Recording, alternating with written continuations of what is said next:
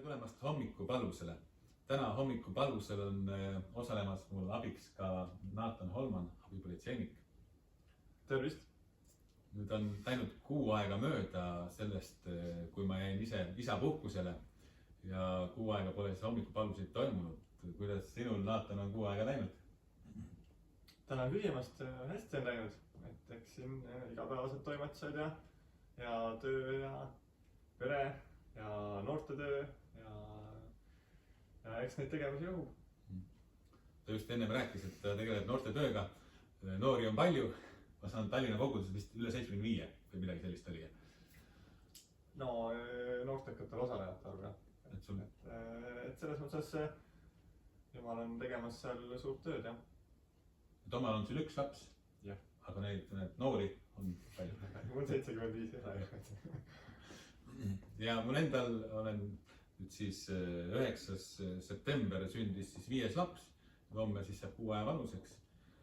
Ja on siis olnud harjumine uue kodukorraga või koduolukorraga. Et on nüüd jälle natuke teistmoodi ja põnevam, väljakutsete rohkem. Aga siin siis edasi mõtlesin, loen täna piiblist sellise koha, mille ma välja valisin kiri roomlastele. Paulus kirjutas siis Rooma kogudusele ühe kirja, mida nimetatakse siis kiri roomlastele. Ja siit ma leidsin sellise koha nagu roomlaste 12, alates 14. salmist. Õnnistage oma tagakiusajaid. Õnnistage ja ärge neetke. Rõõmustage rõõmsatega. Nutke nutjatega. Olge omavahel üksmeelsed. Ärge mõtelge kõrgilt, vaid laske end tõmmata madalate hulka. Ärge olge endi meelest targad.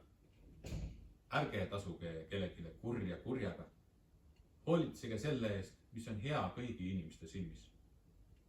Kui võimalik, nii palju kui oleneb teist, pidage rahu kõigi inimestega.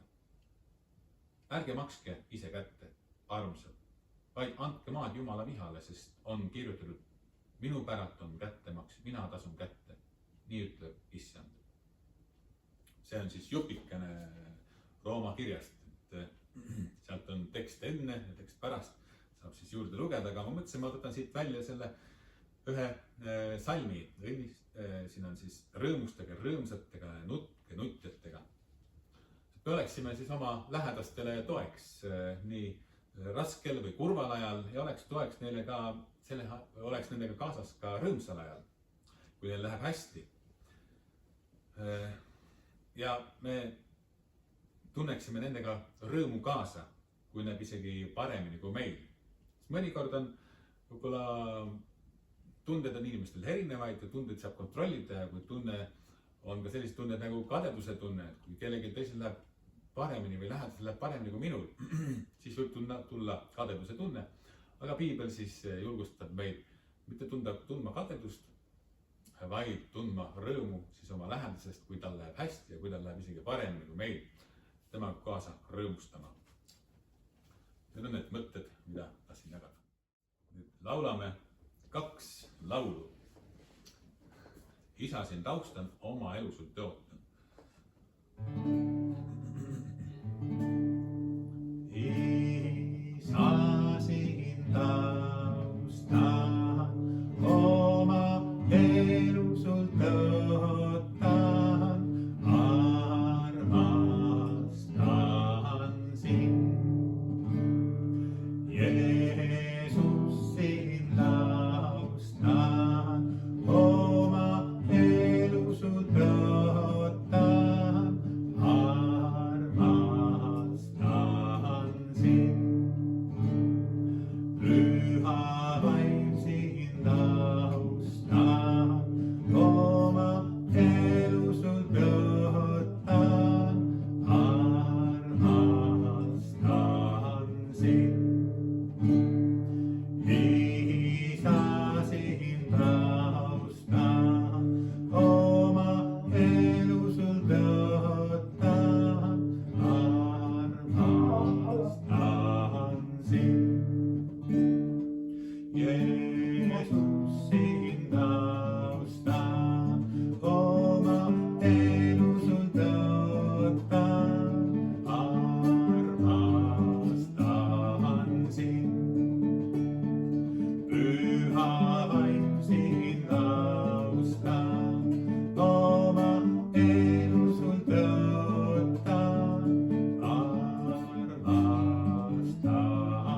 sind.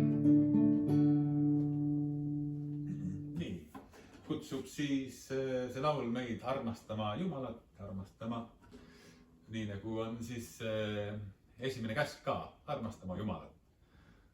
Täna hommikul tulin vara tööle, hommikul rongid tulevad tapalt vara. 6 aega polnud nüüd tööl käinud, nüüd kui ärkasin ja rongi peal liikusin, oli väljas pime, aga mitte päris pime.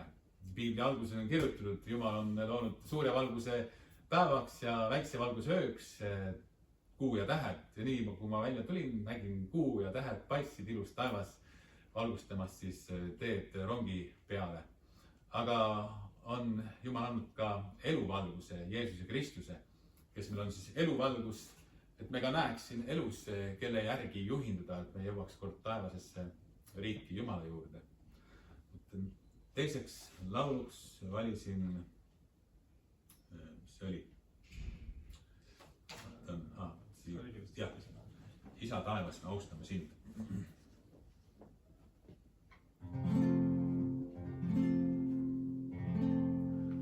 Isa taevas, me austame sind. Isa taevas, me austame sind. Sul armastus toome, su ees põlvitame. Isa taevas, me austame sind. Kiidame sind, Jumala poeg.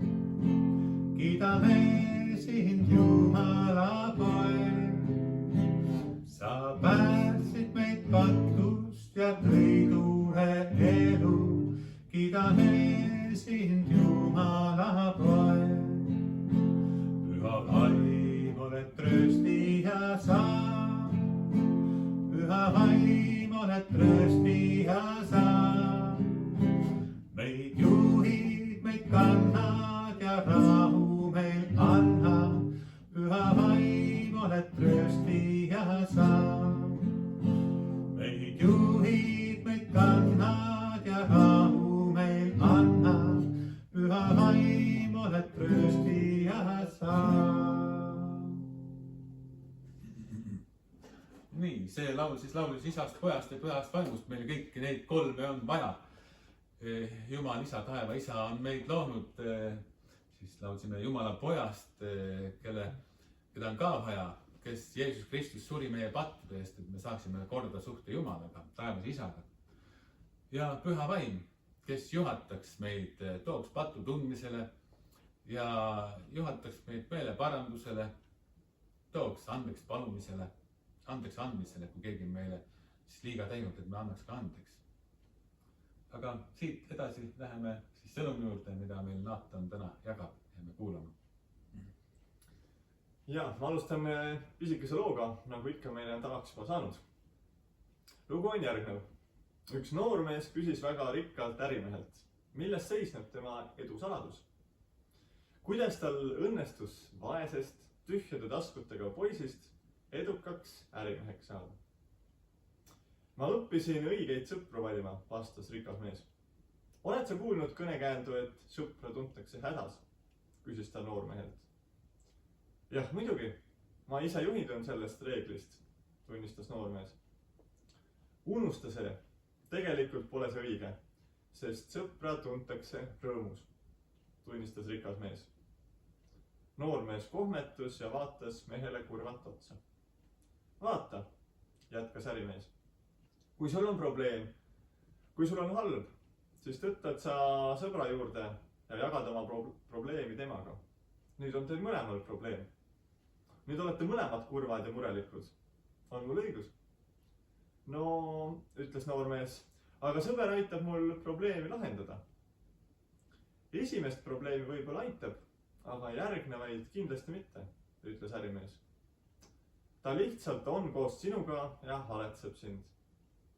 See on ju hea, et ta mind toetab, püüdis noormees oma arvamuse juurde jääda. Vastupidi, see on kohutav, ütles ärimees. Sest probleemi lahendamise asemel hakkad sina samuti ennast haletsema. Mul vedas, et mul on olnud sellised sõbrad, kes mind ei haletsenud ja veel vähem mu probleeme lahendasid. Nad ainult rõõmustasid koos minuga minu edusammude üle. tõepoolest, kui sul on probleem, siis lahenda see ise ja siis mine sõbra juurde ja tähistage koos võitu. Inimest haletseda on väga lihtne, aga siiralt rõõmustada teise inimese edu üle, seda ei suuda igaüks. See ongi tõeline sõprus ja see aitas mul edukaks saada. Loo lõpp. Me kõik oleme kuulnud ütlust, et sõpra tuntakse hädas.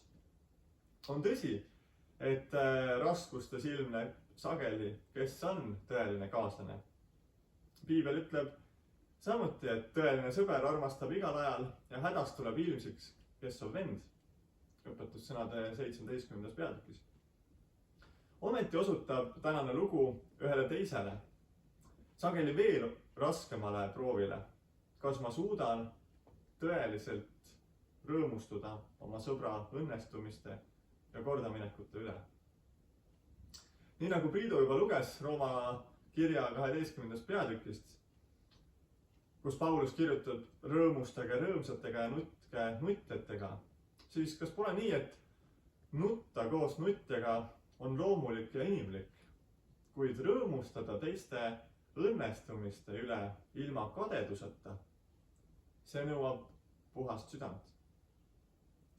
Ja just see eristab tõelist sõpra pelgalt kaaslasest. Jeesus ise ütles, et selle käsu ma annan teile, armastage üksteist. Johannese 15:17.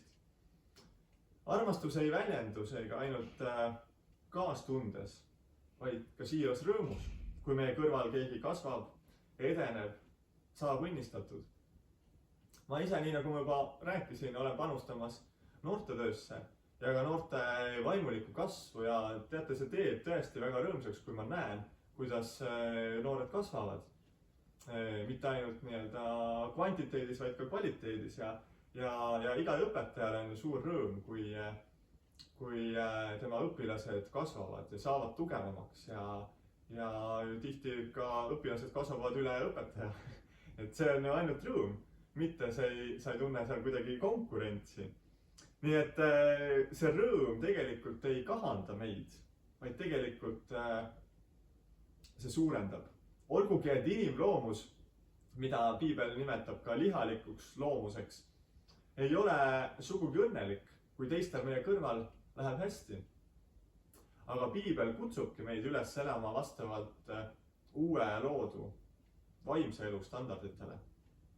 Ja ka selles näitas Jeesus meile eeskuju, kui ta saatis 70 jüngrit enese eele ja siis need 70 pöördusid rõõmuga tagasi ja ütlesid, issand, ka kurjad vaimud alistuvad meile sinu nime mõjul. Siis piibel ütleb meile, et sel samal tunnil juubeldas Jeesus pühas vaimus ja ütles, ma tänan sind, isa, taeva ja maa issand, et sa selle oled peitnud tarkade ja mõistlike eest ja oled ilmutanud väetitele. Luuka 10. peatükis 21. salm. Jeesus rääkis siis Jumala riigi tarkusest seal. Nii et Jeesus juubeldas selle üle, ta oli rõõmus, siiralt. Mõtle, kui hommikul päike tõuseb, siis päike ei kaota oma valgust sellest, et ta valgustab ka naabripõldu ja naabriaeda. Samamoodi võib öelda, et ei vähene ju minu rõõm, kui see rõõm ulatub ka sõbra ellu. Matteuse 5. peatükis on Jeesuse mäejutluses kirjas selline fraas, et taevane isa laseb ju oma päikest tõusta kurjade ja heade üle ning vihma sadada õigete ja ülekohtuste peale. Matteuse 5:45. Nii et Jumala arm saab osaks kõikidele, nii headele kui kurjadele igal päeval. Mõtle korraks, kelle edusammude üle sina võiksid täna rõõmustada ja kuidas sina saaksid seda talle näidata. Äkki on see sinu laps, kes vajab heakskiitu, tähelepanu, aga võib-olla on see sinu sugulane, sõber, tuttav, naaber, võib-olla keegi muu. Seega, kui järgmine kord enda sõbraga kohtud, siis rõõmustage koos teineteise edusammude üle. see ongi edu alus. nii et olgu meie palve ka tänasel hommikul, et Jumal aitaks meil olla tõelised sõbrad, kes oskavad siiralt rõõmustada teiste õnnestumiste üle, et me võiksime olla vabad kadedusest ning olla igal päeval täidetud tänuga. Aamen. Amen. Tänan Nathan jagamast. On jäänud meil veel laulda üks lõpulaul. Jäägu Jumala rahu su üle.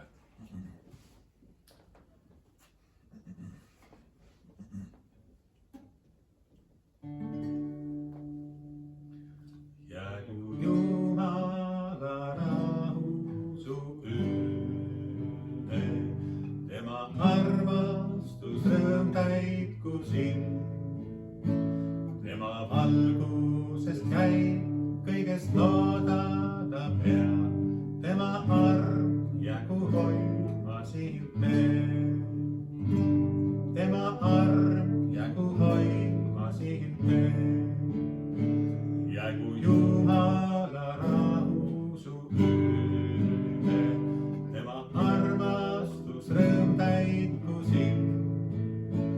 Tema valguses käib kõigest loodada peab, tema arm jäägu hoidma sind veel. Tema arm jäägu hoidma sind veel.